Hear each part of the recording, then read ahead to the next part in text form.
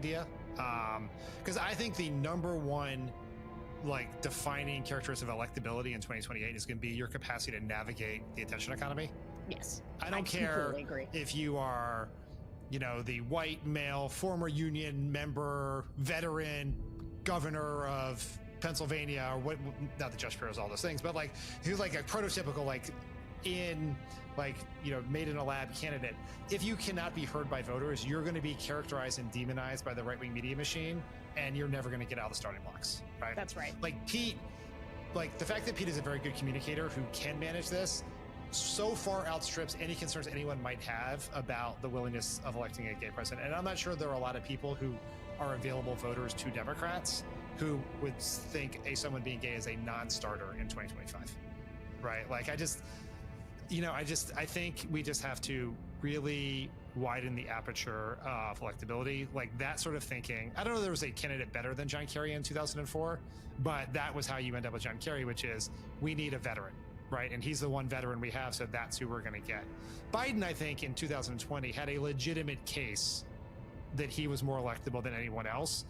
And it wasn't just because he was a white man. It was largely because he was the moderate-seeming opposite of Trump vice president to the extremely popular former president.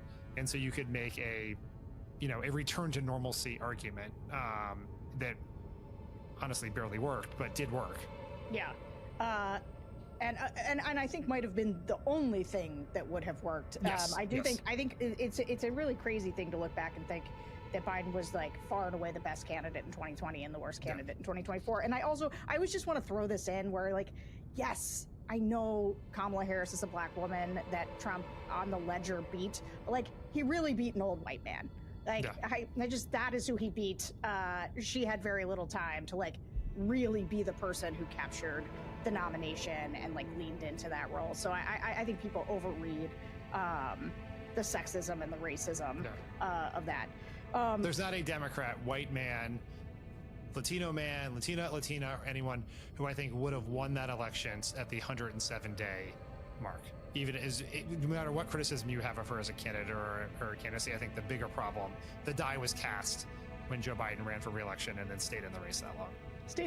If you'd had a primary and people had come out of it that were able to super distance themselves from Biden, that's a counterfactual we'll never know the answer to. But she did the best she could with what she was given.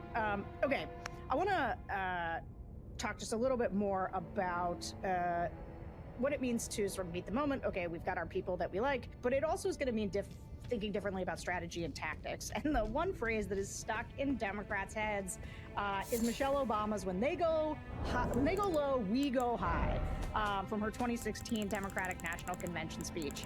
It has been a pretty frequent refrain in our focus groups that people think doesn't work and we should abandon this principle. So let's listen to how that sounded in these groups. It's just a very different time than what it was when Obama was in office. Like, he was a unicorn. And it pisses me off that he had to be a unicorn, because the other side, you have Trump, who is trash, that he can be all these things, but you have to have someone perfect on the other side. So anyway, back to the actual point, what you're asking. We've tried to follow that, we've taken the higher road, and we continue to frankly lose. The Republicans are playing to win. It is not about doing the right thing. It is not about doing what's best for the average person. It's about winning at any cost. And so not that we need to go scorched earth, but we've got to have a different playbook because we need to play to win. It's generally a good concept. But when he came along, which by the time he's done, it'll be 15 years of my life spent on this, and probably everyone else here. So he took the guardrails off, and once those fell off, all those norms that kept things like we go low, we go high, that kind of work, doesn't work anymore because that side is with being mean for being this all those kinds of things that have amendments like that. You can have that in your head, but you can't do that and be effective. Yeah, it's a great ideal, but it's hard to follow in today's politics. Look at Trump's constant attacks and the media landscape. And if you just take a glimpse at Fox News, the types of headlines that seem to focus on transgenders in bathrooms and progressive blue hair, right? Trump's tended to fight back aggressively. So, even strategies like the redistricting, which we were talking about, that shows how high the stakes really are and how it is just challenging to always stay above the fray. And yeah, when things like go back and whatnot, it's hard to remain truly diplomatic. So now the pressure to respond forcefully is huge. So yeah, I think we go low, we go high. That's a great mantra to teach our kids, but right now it isn't working. We don't have to be like Trump. I think that's great. We need to be more like Trump. Absolutely effing not. But can we bring some of that aggression and some of that organization? Can we bring some of that determination and that ruthlessness, but not in the way that he does it? Can we bring that aggression and determination and grit instead of sending and this goes back to the Schumer thing, a strongly worded letter? How do we bring our grit, our determination, our aggressiveness? And politics is different now. I don't like it, but it is. It's not the poise and the articulation that it used to be in the past, which makes me frustrated. If we turn into Trump, we become idiocracy even more than we already are. I mean, I do think that, yes, there needs to be more confrontation or more aggressiveness of some kind, but making up alternative facts or coming up with a Project 2028 and then somebody saying, oh, I have nothing to do with that, and it's a list of democratic things that we want to change about the government, that's not really going to change where we should go. We should still be arguing for facts, science, and all the things that are good about humanity, instead of having somebody who's self-important. Yes, it's good to have a unifying person. The Democrats go lower, Dan, or do you think that frame, which I would say is not our frame, it just comes up all the time, and I'm sure you hear it too. What do you think? This is there's been a lot of like oversimplification that's been involved in this, because people will say that, obviously they go low, we should go low too, and then you ask a specific question about what we should do, and often don't like do those things. Which is how these voters sounded too, right? They were like, well, we shouldn't lie. We shouldn't, like, we should be more, so anyway, please go ahead. So I think that when you look at this, they're, like, Democrats should be, if we ever get back to power again, more aggressive in some ways, right? And you can see our reticence to be aggressive in the failure to get rid of the filibuster in 2021 to pass the John Lewis Voting Rights Act and a whole bunch of other things that we wanted to do, right? That's a thing that you could have done to be like, that's aggressiveness, right? Like I saw today, this is a small thing, but when I worked in the White House during the 2013 shutdown, and we were like so careful to follow all of the rules, and now like all the government websites just have a statement at the top that says they're not doing anything because the governments have been shut down by radical left Democrats. So I was saying to like some former White House people, like we could have had a lot more fun if we had done that. But I think that and so like if we ever get back power, like we can be more aggressive. I don't know that I don't want to do all the things that Trump did or even most of the things he did. And I think we should recognize that typically in elections, voters want the replacement, not the replica. So if you are running just as another version of Trump, a paler shade of orange, as I used to say, then I think you're going to fail, right? Like we went from George W. Bush to Obama, opposites. Obama to Trump, opposites. Trump to Biden, opposites. Biden to Trump, opposites. And so I think the Democrat who's going to have the most success in 2028 is someone who seems like they are tough enough to take on MAGA extremism for sure, but is trying to appeal to something better, right? To unity, to fixing our broken politics, to fixing our broken society, to fixing the problems of Trump. Like I think we need a counter case. Like we have to be tough, right? And I think that is one of the problems Democrats have is people do not think we are tough enough to actually check Trump's power, which is why everyone thinks Trump is going too far to be a dictator, but we're only up in the generic ballot by 2 points. That's our problem, not Trump's success. And so you have to be tough, but I don't think trying to be like a lesser state of Trump will work in 2020 for us with our coalition.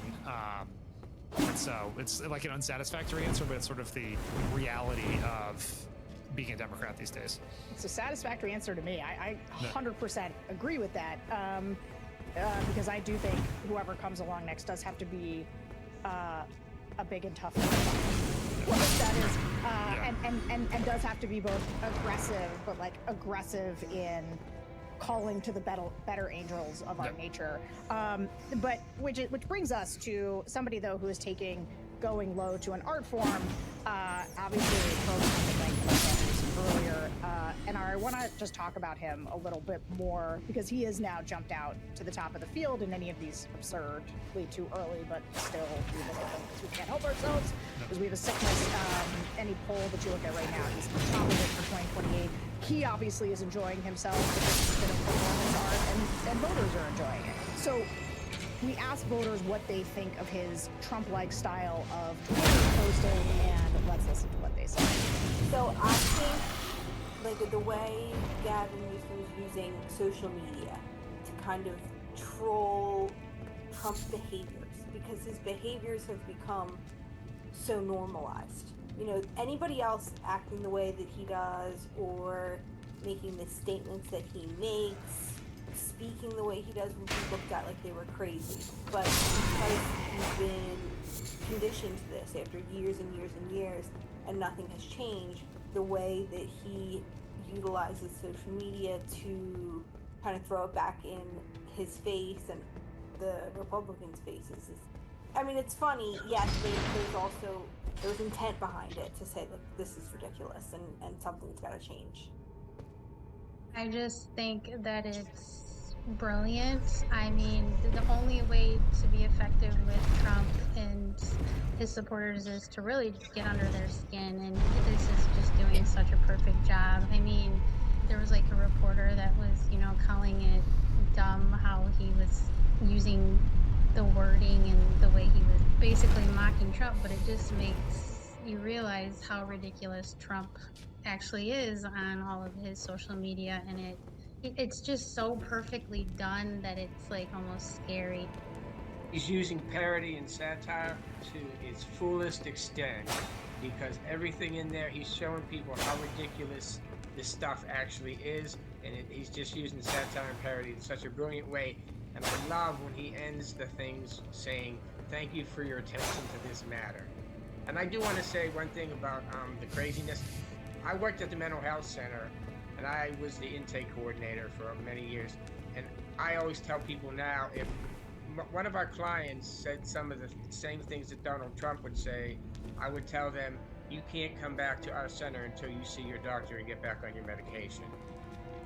There's a part of me that feels like it's contributing to the worst parts of us. I think we all lose the loss of any amount of dignity at this point in our politicians. It's just depressing. So at the same time, there's a part of me that goes, well, at some point is mockery the only way to go?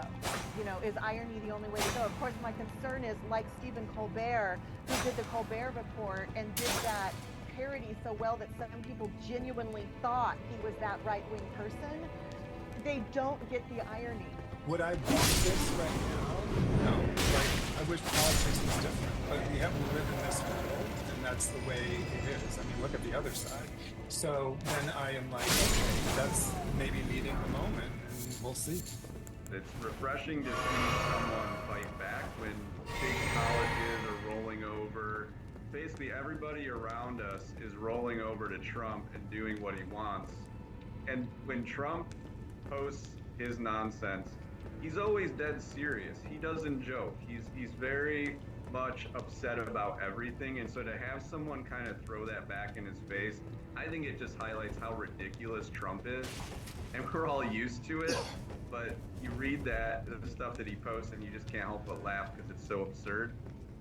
I've been on a social media blackout since January, so I was actually just pulling up the tweets. They're hilarious, so that's fun. I'm sorry I've been missing it. But I just don't think two wrongs make a right, but at the same time, I don't know what else to do. Somebody needs to stand up, somebody needs to do something. Living in Texas, I do appreciate. It almost feels like jokish, like you're doing it, so we're gonna do it too, kind of fight fire with fire. I don't know if that's the right direction, but if it's generating buzz and everybody here has heard of it, like I may be changing my mind a little bit. Once I throw my weight behind something, I go for it 100%. So honestly, a lot of conflicting feelings. All right, so I think those clips kind of speak for themselves, but you wrote a Substack post a few weeks ago called Why Everyone Should Stop Freaking Out About Gavin Newsom's Social Media, and your thesis had a couple points I want to drill down on. We were kind of touching on them earlier. politics is about attention, and the language of politics is less formal than people think. Just walk us through the main points you were making there. Yeah, I mean, these focus group comments would warm the hearts of the Newsom staff because they get what Newsom's doing better than most of the people writing or talking about it in the press. Yeah. Which is like, oh, he's doing a Trump impersonation. He's being light. No, he is holding up a mirror to Trump to show how ridiculous what Trump is doing. And so people like, my first point there is just that people are like, oh, this is so unprofessional. It's ridiculous. And it's like, no, that's just not how people we need to take the language of politics and make it simpler. And like, in a lot of what he's doing is he's speaking in memes, which is how a lot of young people get their information or how they communicate with each other. And so it's just like, he's not violating some norm about how a politician speaks. It's not unpresidential or ungubernatorial. It's just like, people get it. Like, they understand online humor and satire and parody, and it is working for Newsom because it's getting him attention. People are hearing what he's saying. They're paying attention. The fact that these people all knew about Gavin Newsom's social media is somewhat mind-blowing. Like, you think this is just something that only the most online political junkies would know about it, and I hear about it from my non-political friends all the time. Like, it is broken through to people, and that is such a rare thing in politics these days, especially for a Democrat. Yeah, and I struggle with this a little bit because it is actually what there does need to be, this type of pushback. Like, holding up the mirror is exactly what needs to happen. The best thing is when the Fox News hosts are like, isn't it terrible how the governor of the largest state is behaving? And you're like, why, yes, it is. I'm so glad you've noticed. This is unprofessional. Yes. And also, I don't know, the president of the United States is like a vice president is like a Twitter warrior who calls your colleague a dipshit on Twitter in the middle of the day when he's supposed to be doing important things, but he's so online. Like, it is the world we live in, and I struggle with this too. But what do you think about, like, I 100% agree with the attention economy. This is something people have to grapple with. Does it qualify one to be president? I think that there's a world in which the Gavin Newsom lane of, I am going to mess with you, I am going to push back, I'm going to go on Fox News and you know, hit you back with facts, is a necessary component of leadership, and you need people in those roles in a party. Doesn't mean he needs to be the president, because that everybody seems to like immediately jump there. Like, well, he's doing memes, make him president. I think we're so far from the election that I think what it does is it opens the door for him to make the rest of the case to voters if he gets the chance, right? Were he not able to communicate, not just in this way, but everywhere, right? He's doing the online stuff. He's going on these right-wing podcasts. He's hosting his own podcast. And like, if he was not doing that, he would just be another generic governor, and all the conversation would be, you know, can Democrats really nominate the governor of California as our nominee, right? But he has carved out a space for himself to make the sale for everything else when the time comes, presuming, as I do, that he runs for president. It's certainly not a qualification to be president, although I do think that being able to communicate in the attention economy should be a requirement for a president. It is one of the reasons Democrats are such a mess, is because Joe Biden was unwilling and unable to communicate about anything at all for the bulk of his presidency. And even regardless of what you think about the decline of his communication skills, he wasn't even really trying in the beginning. No. Right? He didn't do this stuff. He didn't understand. And I know a lot of people work for him. Some of them really get it. I think a lot of people at the top of his White House, who were also part of the gerontocracy, did not understand how the world worked in this day and age and just failed to do it. And so you need, like, if you are a great manager of government who makes great policy decisions, you can pass bills, but you can't actually talk to the American people what you've done, I think that is insufficient to be president. Yeah, well, I gotta tell you, Gavin Newsom's gonna be the nominee. Like, it is, and it is gonna put me in the loony bin when they run this guy from California who used to be married to Kimberly Guilfoyle, who was dating Don Jr. and screamed "the best is yet to come" in the RNC. Like, I mean, you're just gonna have to lock Sarah up. However, like, I just agree as a communicator, the attention economy is everything now, and Democrats, there's just so few of them who get it. And Gavin gets it across, like, Pete gets that you go on, you know, you go on Fox News and you argue with them. I just also think, like, Gavin, but Pete is so tidy And so he's such a neat and clean little boy. And I'm obsessed with Pete. He's for me. But I also think that America wants somebody who's like just a little grimy. Like, I think Pete understands half the equation, which is go everywhere, right? But what the part that he may just be constitutionally incapable of doing this, is to say things that get you heard. Right. You have to be edgy enough, controversial enough to lean into it. I mean, this is also, I'm sure, going to put you in the loony bin, but the other person who has all the ability to do this is AOC. She gets it. She knows how to say the things that need to be said. She is polarizing, which is actually, I think, quite helpful in this attention economy to elicit a response from the other side. And so, some of these other people may. I mean, Prince was better than I thought. Maybe he'll be able to get through, but a very short list of people who can do it. Very short list. And I got to tell you, it's funny about what puts me in the loony bin and what doesn't. AOC has impressed me genuinely over time as somebody who's interested in learning and growing. And I don't know if it's because she has the ability to be both someone who's, because she was elected so young, actually has some level of experience and growth and understanding of the way things work, while also feeling very fresh and new.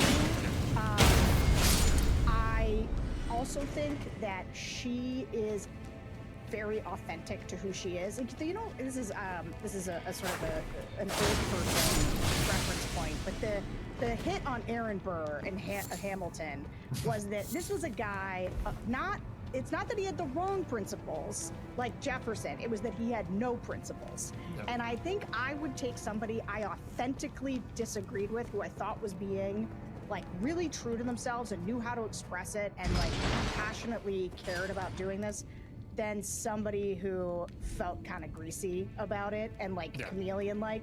But you know, here's the thing: I can learn and grow too. I'm watching everybody closely and seeing what they do. I will say, one thing that's interesting to me watching Gavin Newsom though is like I'm interested in his tactician ability on this gerrymandering thing, and so I'm going to wrap this up really quickly. Where we asked about. It's a Newsom adjacent question again. You're hearing a lot about Democratic voters, about how it's time to get down and dirty tactically. When we asked people about how they felt about California redrawing their congressional maps mid-cycle, because Texas is doing everything back, and there's this ballot initiative in November that would allow Newsom to basically do it in California. These guys were kind of squeamish about it. Let's listen. I don't always know if fighting fire with fire is the best thing to do. Like, you know, I just don't know. That's why I'm on the fence. I just don't know. You know, just because one state's doing it, you know. We need to do something to fight back with Trump, because he's going to get his way on literally everything, and this is kind of an ingenious way to give us a little bit more leverage, a little bit more hope. So, I mean, Gavin Newsom trying to do his part, I guess.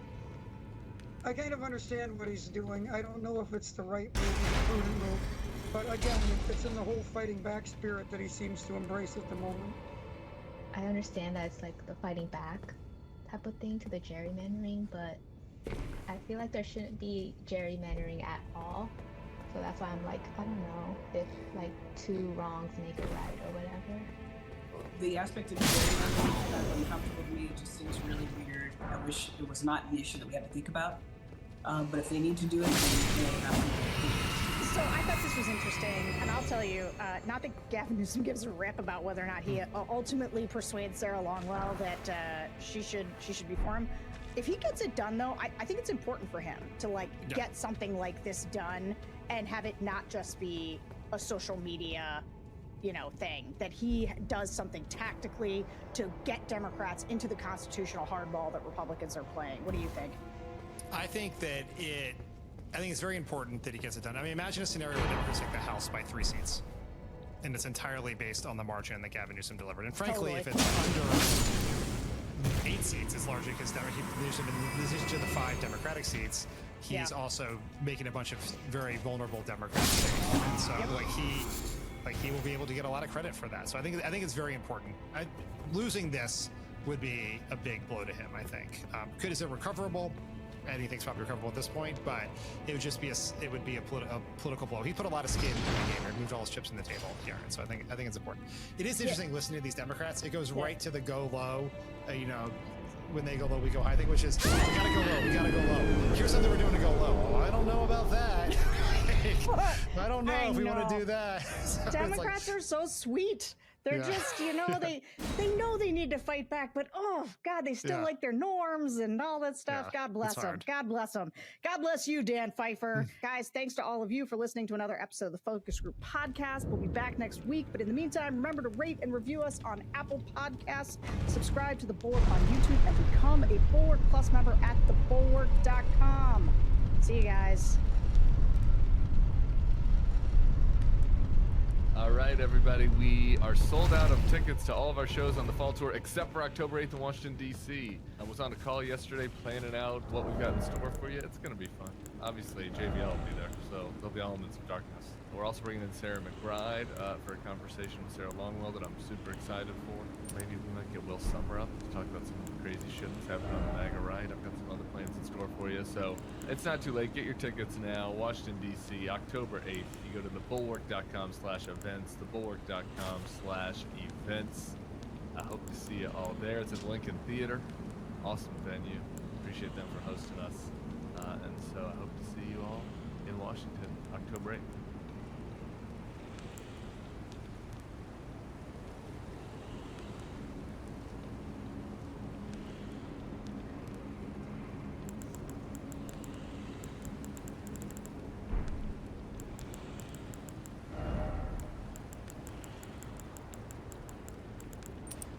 The knives are out for everyone. Everyone is paranoid about everyone else.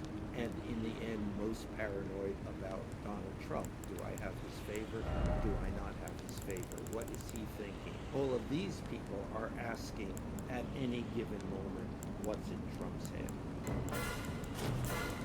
Michael Wolff, we are not in a podcast shutdown. I'm trying to imagine a world in which all of the podcasts shut down and there would be silence over the planet. Would the silence be like the silence that the generals had listening to Pete Hegseth? I think that was its own particular unique silence. A silence of skepticism, horror, and revulsion.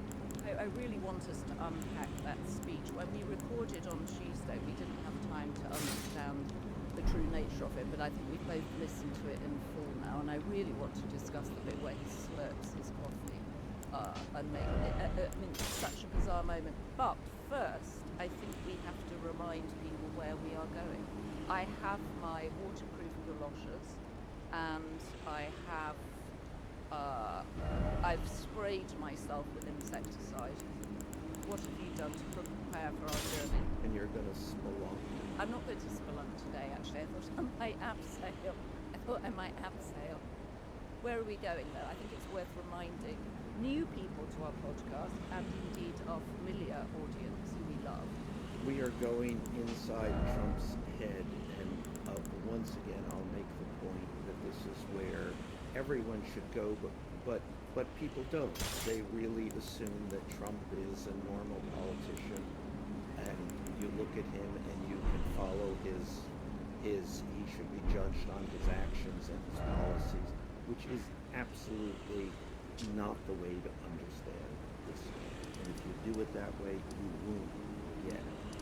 And what you have to understand is that he is motivated by a whole range of things that have never, ever entered the political sphere. Well, angels and others may fear to tread there, but we are fully geared up for our twice-weekly journey inside Donald Trump's head. Well, we should talk about Trump derangement syndrome, which we've both been accused of having by Stephen Chang, the White House press spokesperson. But you, as someone who's spent, as you say, 10 years studying this man, you appear relatively normal. I don't know. I can barely remember what I was like before Trump. And more, and which is a dangerous thing, none of us in this country can remember what we were like before Donald Trump, which is a kind of trauma. And I do think you made a very good point last week, and I keep hearing this call from people, which is this what an autocracy feels like? Because I go out, I order my cappuccino, I get my cookie, I walk along the streets, everybody's out running, jogging, friends call and say they're on a GLP-1. Life seems very normal, and yet politically we know it's anything but. I think it really depends upon who you are. If you're an immigrant, if you're a government worker, I mean, all government workers now, but think of the hundreds of thousands of government workers who have lost their jobs before this. If you're an administrator at any number of universities, you can go down the ever-growing list of people who have been directly affected by this. But that still leaves most of the country, which has not been directly affected.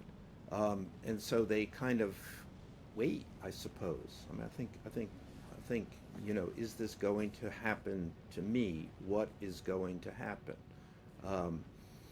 Well, and you see a lot of people running companies that are wanting to do M&A, or they're wanting to do something, and they're terrified of putting their head above the radar in case they trigger someone in government. Totally. I mean, if you are a person, an executive in a media company at this point, this is going to be Donald Trump, and his reaction is going to be, I don't know, the third, fourth, fifth thing you think of, maybe the first thing you think of. I mean, Jimmy Kimmel, ABC, or the Disney Corporation, which owns ABC, at the least sign that the administration was taking an issue with Jimmy Kimmel, they folded. And then conversely, as soon as the pushback came, they folded again. So this is all going on in reaction to Donald Trump. So what are you hearing from the White House about how Donald Trump is approaching the shutdown? He's been going around and saying, we've got to win the shutdown. So he has immediately turned it into a Trump-style conflict. Win or lose. Who's going to come out on top? Who is going to appear to be the dominant guy? Who's the alpha in this shutdown room? Chuck Schumer or Donald Trump, which is a kind of scary idea if you're a Democrat.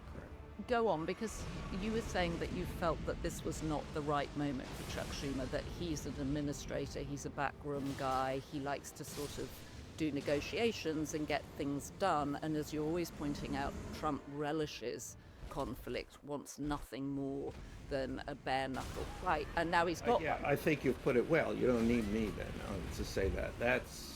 That is in sum the situation. Trump is the fighter, is the pugilist. He doesn't really care. It is just about the battle. Chuck Schumer has not,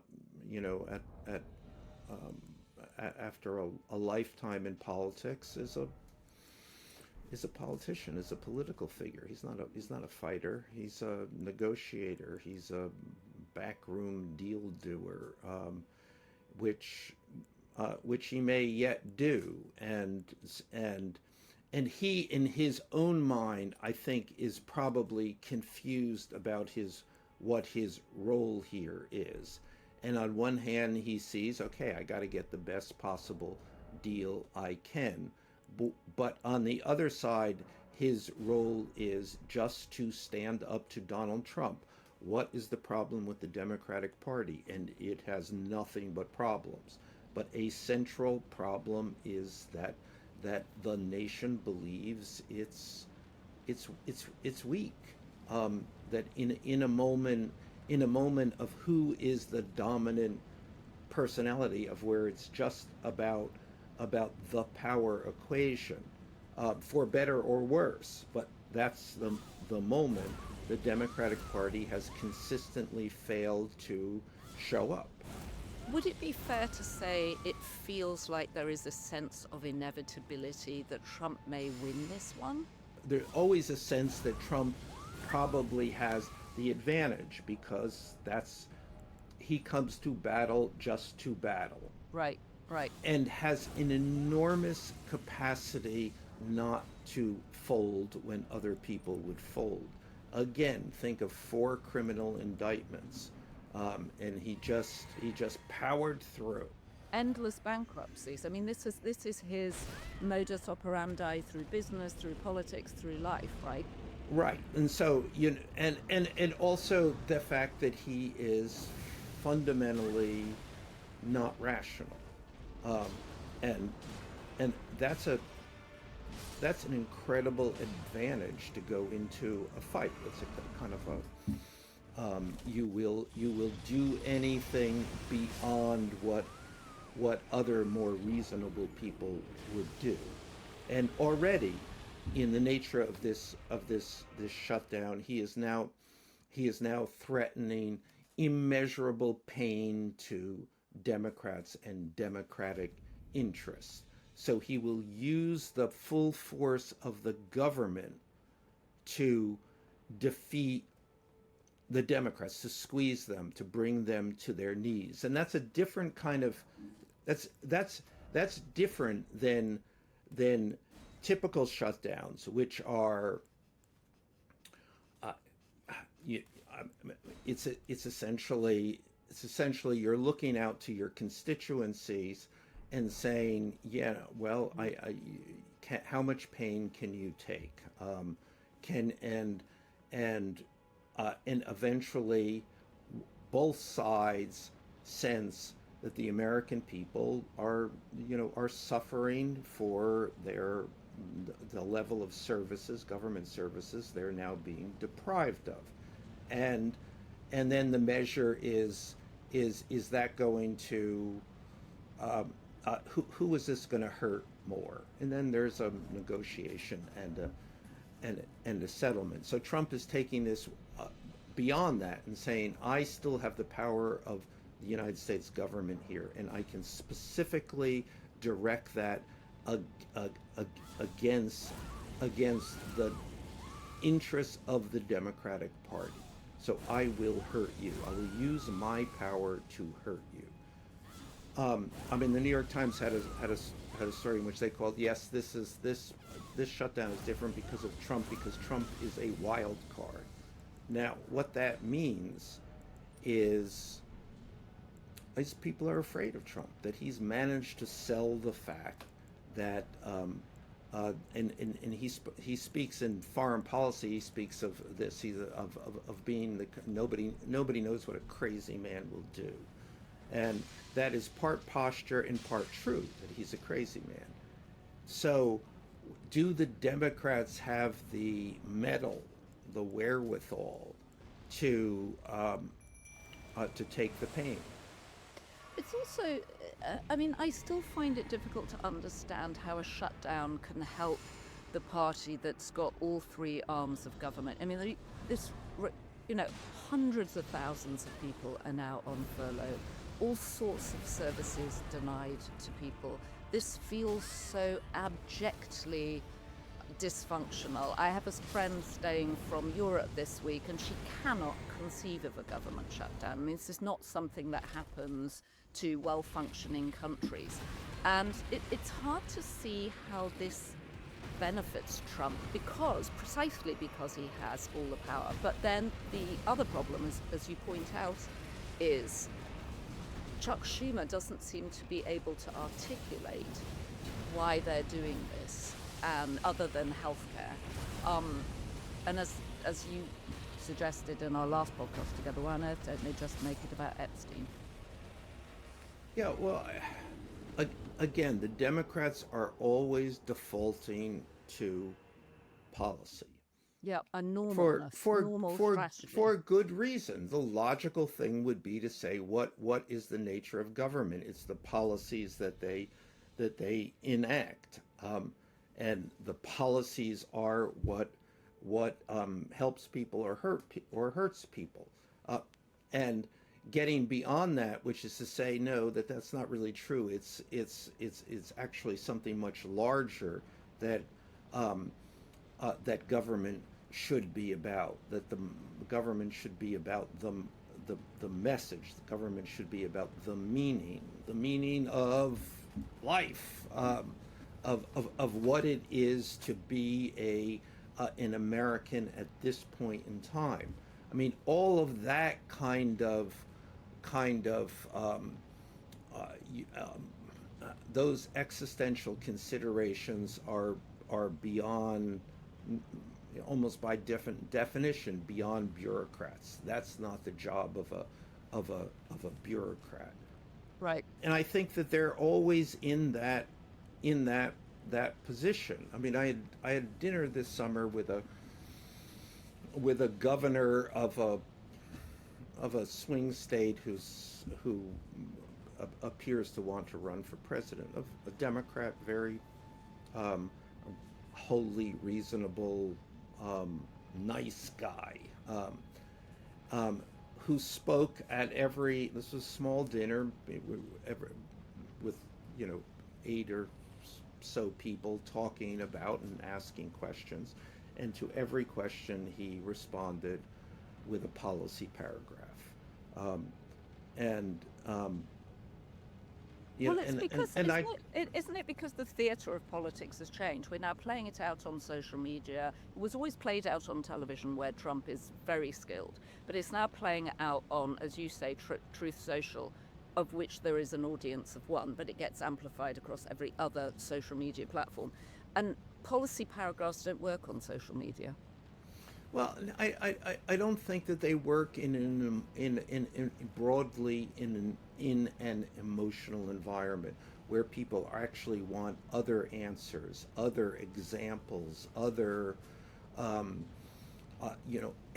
other reasons to believe in this American enterprise, and Trump has managed. Yes, Trump is a performer, and Trump is also has managed to make dominance, who is stronger, the fundamental issue, who can take more pain, and Trump can take the pain. The fact that he went through this campaign with these indictments hanging over his head is still confounding to most civic institutions. Yeah, most people would have got an ulcer or cancer over just the stress of it. All right, so Donald Trump is striding around the White House and inspecting the construction site on the 90,000 square foot ballroom that he's building, which will dwarf the actual White House itself. Another man who was talking about winning was Pete Hegseth,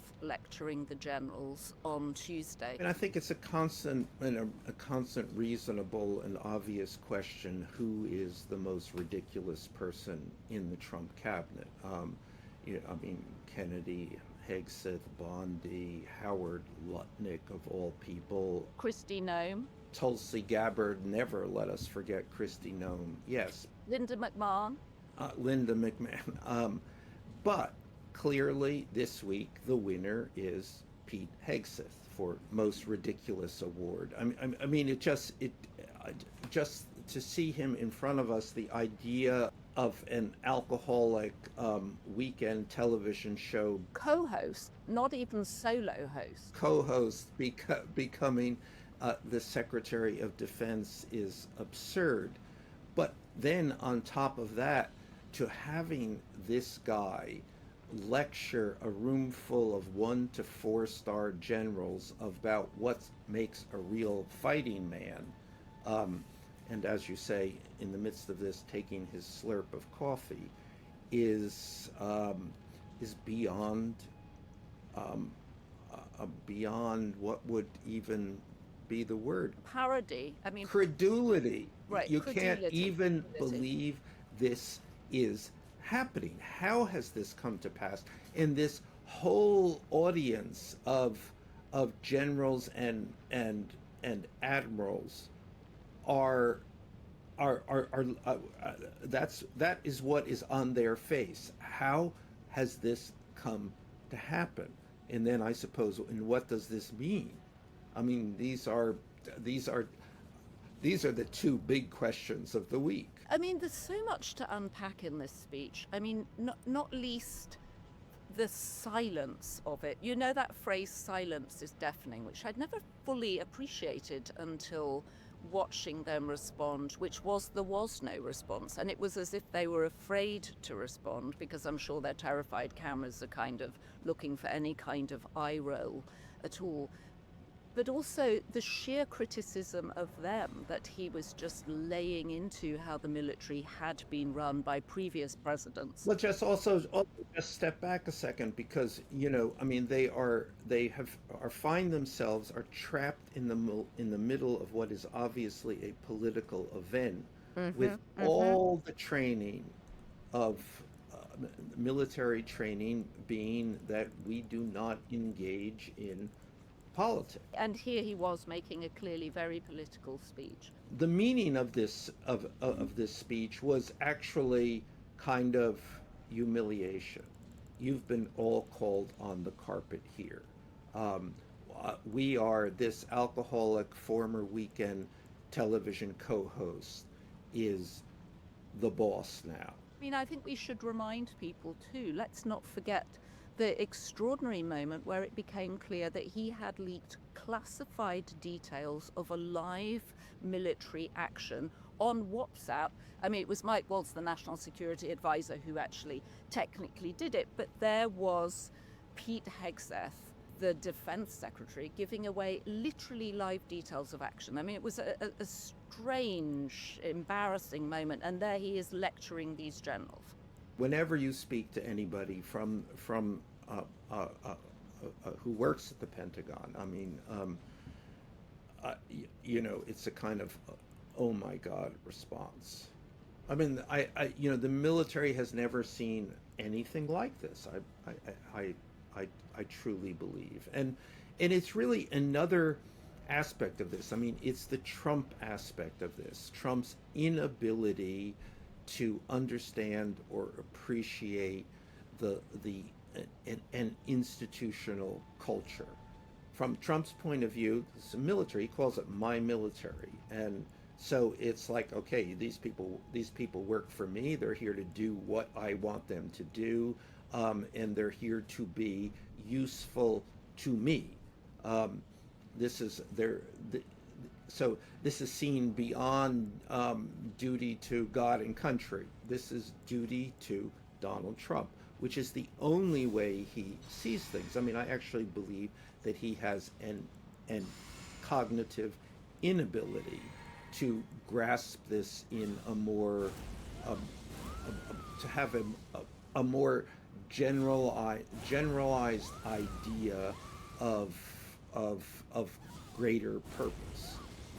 Well, what's interesting too, and we've written at the Daily Beast frequently about this, is that Pete Hegseth has become increasingly paranoid. He's paranoid about people leaking things. He's been firing people. He's now saying that he's going to do random, what is it called, truth or lie tests. When you put someone under a test to see whether or not they're lying, they're going to start. You mean a lie detector? Yeah, a lie detector. Is a lie what detector. you're Yes, groping for. Yes. I'm still feeling what they call breakthrough pain from my recent hip surgery. So I had a flash of it there as I was grasping for the idea of a lie detector test.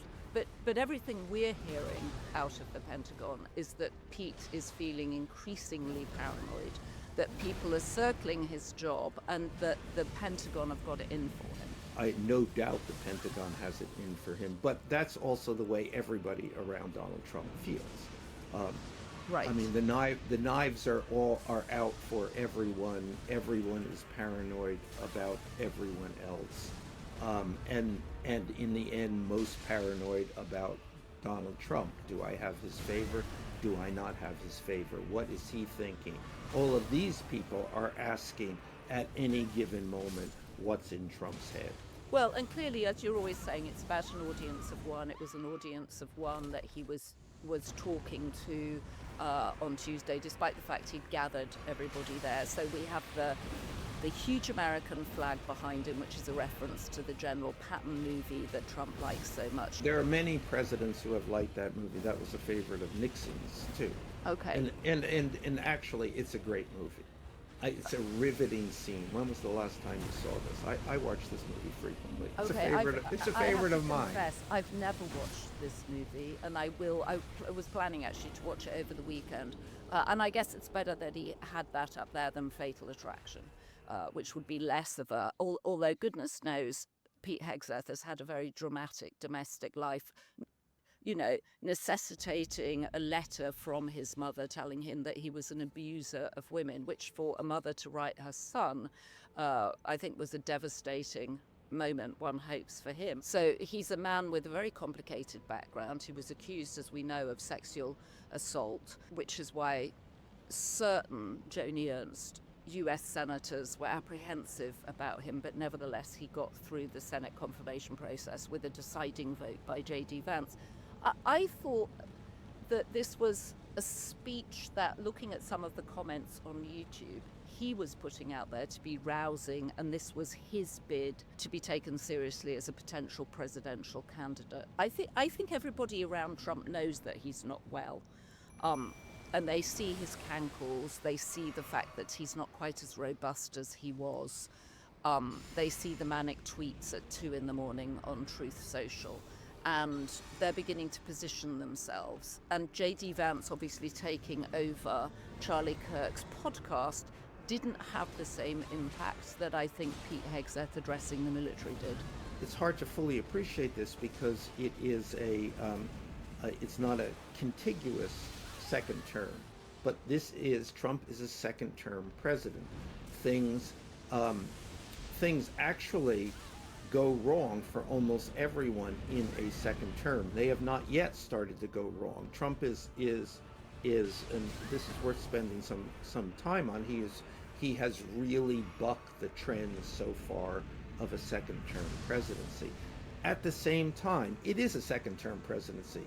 It will come to an end. He is formally a lame duck. He cannot run again. So despite Steve Bannon delivering Bannon baloney about a third term, there's not going to be a third term, and somebody else is going to gradually or all at once emerge as the Republican standard bearer. So it's open season. Who's going to do this? Pete Hegseth, Bobby Kennedy. It's J.D. Vance. I mean, it's kind of, we can come back to the beginning of this show where we talked about the ridiculousness of the people around Trump. But one of these ridiculous people will probably emerge as the next ridiculous presidential candidate. And if history is any lesson, ridiculousness is a political plus. Well, I did think there was some extraordinary moments in his speech, not least that he kept saying this is brought to you by the warrior ethos. And then he made a reference to his book. I wish I had been in the room, because when he made a reference to his book, which he sort of threw out there, his book about the warrior, normally in a room, especially if the room was supportive of you, there would be a sort of tittering of laughter and a lot of people would have read the book. I didn't get the sense that people understood the book was by him. It was in theory a self-deprecating joke, but in fact there was zero response, at least watching it as it was televised. And then his obsession about beards, about haircuts, we got lots of comments saying that this is racist, and this is very clearly aimed at black people. A lot of people reached out and said, well, Sikhs are mighty warriors and they grow their hair. And then there was zero mention of the thing that I find the most depressing in terms of someone's appearance, which is tattoos. I mean, he is smothered in tattoos. in his little suits that are all too small for him, and he's got those strange arms that are so jacked that he can't put them flat against his sides, so they slightly bounce up as he walks around, and his pants were too small. Let me return to tattoos, because one of my favorite stories, among the many favorite stories of the campaign, was a moment in which at a particular rally, Trump was approached by a young man with a tattoo on his face, on his forehead, and it was a young man who was a very Trumpy young man, and Trump took in the flattery and adulation on this man's insistence that he was the greatest Trump supporter at all time, but Trump was clearly trying not to focus on the tattoo, but then finally interrupted this young man and said, I'm just wondering, how much would it cost to get that tattoo removed? Of course, because he's not going to hire someone with a facial tattoo. I mean, to be fair, I don't think most bosses will hire people with a facial tattoo. But Pete Hegseth is smothered in them, even as he crams himself into his little blue suit, which he's trying to make his visual identifier, I think. Anyway, I found it extraordinary and patronizing of, as you say, these 1 to 4 star generals who spent their life dedicated to this country, running incredibly complex maneuvers and machinery. I also thought that the way Pete Hegseth talked about warfare was sort of dating back to the Second World War. We know that current warfare is now cyber warfare, and it's largely drones. The idea that you're going to be ripping someone apart limb from limb, which is really what he was getting at, felt much more G.I. Joe than modern warfare of the 21st century. Well, no, I think, and one of the questions to come out of this is how do these guys react to this? What do they do? I mean, these guys, meaning the top brass of the United States military, and I'm not sure they know the answer to this. I suspect that they know that they're in a difficult and probably impossible position, and they're just holding their breath and saying, "This too shall pass." But I don't know, and I don't know if it will pass. Well, and there was also the moment where he said, those of you who aren't on board for this, do the honourable thing, you should resign. I mean, I felt that there was a very threatening undercurrent coming from him. No. The message is, again, this is Donald Trump's military, my military, and you have to put everything else you have learned about God and country aside, and accept that this is the circumstances that you now work under. You work for your entire focus, your raison d'etre, is to carry out Donald Trump's wishes. Yeah, I mean, undoubtedly. And also I was trying to figure out, how do they talk about this with each other? How do you, I mean, you could almost see them sort of looking at their neighbors and wondering, you can't put anything obviously on social media. Nobody writes letters anymore. Do you call people? How do you talk about it? I'm sure they don't know. This is, again, an impossible situation. So I think that they're just stuck holding their breath and again saying, this too shall pass, which it may not. Well, we're not going to pass, Michael. We're going to keep traipsing around Trump's head, finding odd crannies and nooks with strange surprises in them. So I will see you next Tuesday. You will. Who knows if we'll still be in a shutdown? Will we be in the studio next Tuesday? I hope to make it into the studio, to hobble into the studio. And I tell you what I did want to do. I wanted to thank people for their comments, and there were various comments I wanted to read out, actually. I'm going to do some quick fires at you. Suzanne Daniel wanted to know what is going into Trump's library. What will be in his library? Rides and... teacups. Those teacups Yes. and saucers that spin you round. Yeah. This is a good question. Can Trump build a White House ballroom without congressional approval and planning? And could a future president demolish it? And could they bring back the Rose Garden, Jackie Kennedy's beloved Rose Garden that, of course, he's paved over and put Mar-a-Lago umbrellas on? Well, apparently he can, because he is. So... is that because he's raising the money himself?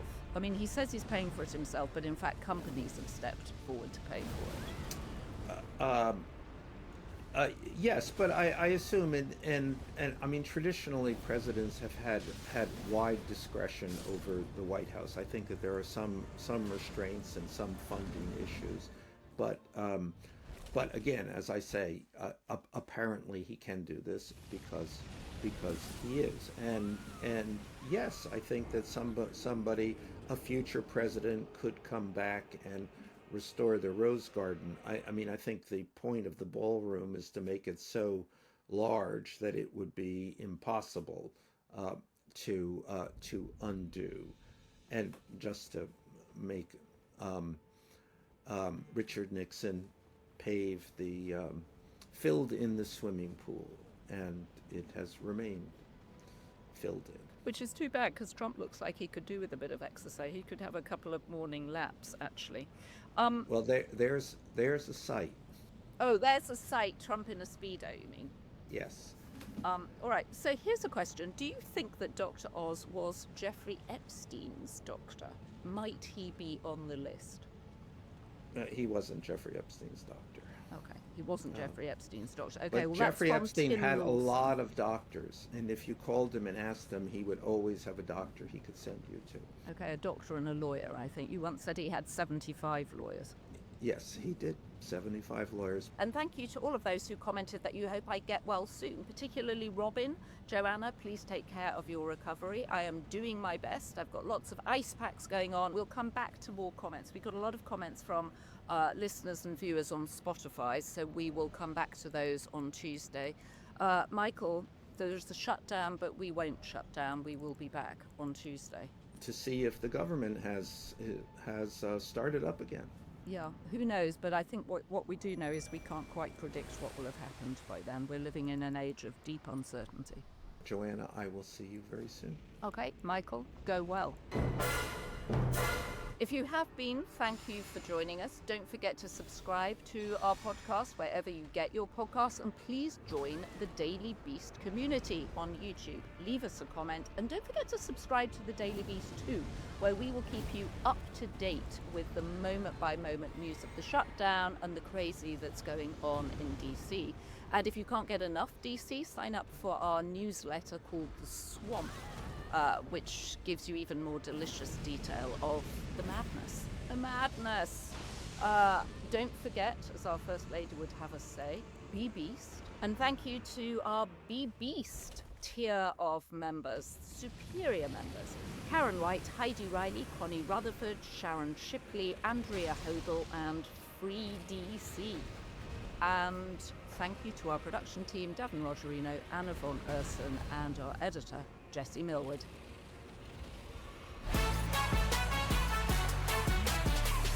We had another just blessed weekend in America of chaos and carnage. There were 6 mass shootings in 24 hours, 2 in North Carolina, 2 in Louisiana, 1 in Texas, the terrible scenes out of Michigan. But fear not, because the president is on. This morning, President Trump declares he's deploying troops to Portland, Oregon. Oh! Portland! You just missed it!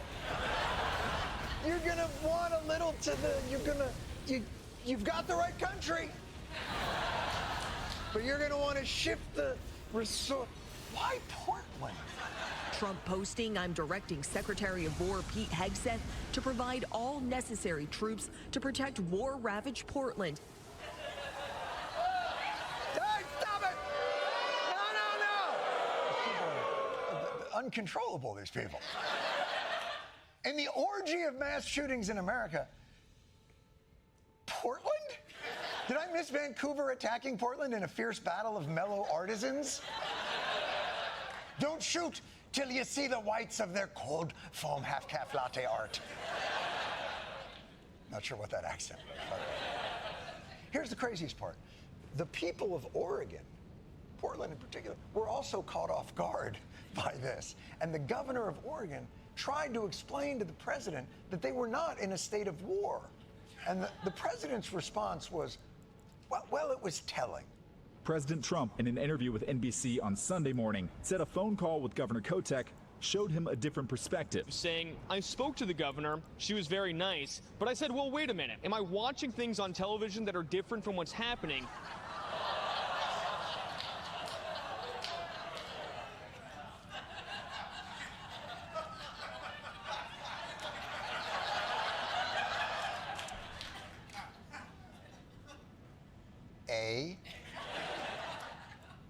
I don't think any of us know what you're watching on television. But if it's Game of Thrones, I'd say yes. Conditions in Portland may vary. And B, this explains so much about the governing philosophy of the Trump administration. There is reality, and then there's this. My people tell me different. They are literally attacking, and there are fires all over the place. And dragons.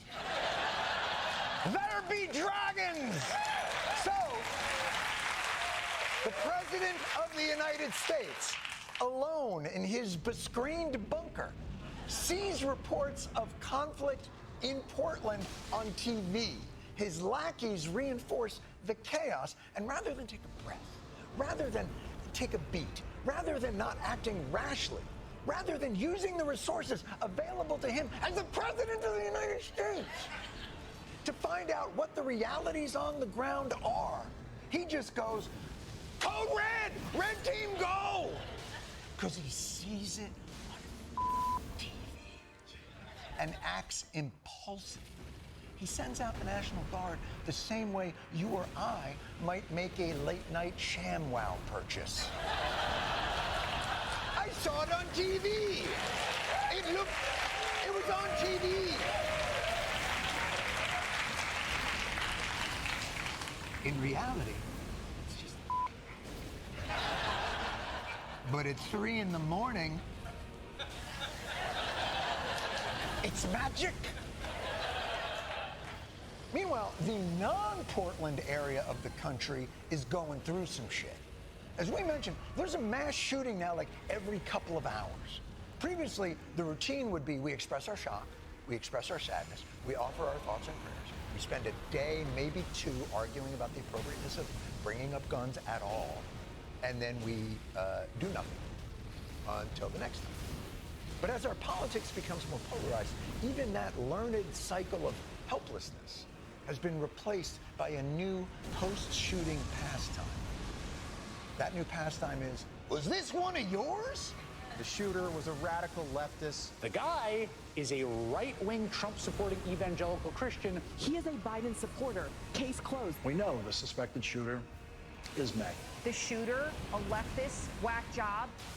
It's America's new gender reveal tradition. Boom! It's blue! Ha ha! I'm so happy to blame the left for the violence. The game is so ubiquitous. Now we often play it before we even know who the perpetrator is. The killer's identity may be unknown, but his point of view seems pretty clear. That's why I'm calling it political and from the left. That's Kudlow's Lock of the Week. Lock it up. Next, murder rate in Chicago next weekend. Well, it's getting cold there, so I'm taking the under. By the way, playing Was This One of Yours is also certainly a speculative endeavor. So we are treated in the aftermath of these horrific crimes to the news media's active politicized scavenger hunt. Which piece of inconclusive arcana proves Which half of the country is to blame? The shooter reportedly voted in the 2020 Democrat primary. The Butler, Pennsylvania shooter was a registered Republican. The suspect wasn't registered with either party. He grew up in an area of Utah that is mostly Republican. The shooter was a registered Republican, while election records show that in 2021 he gave $15 to a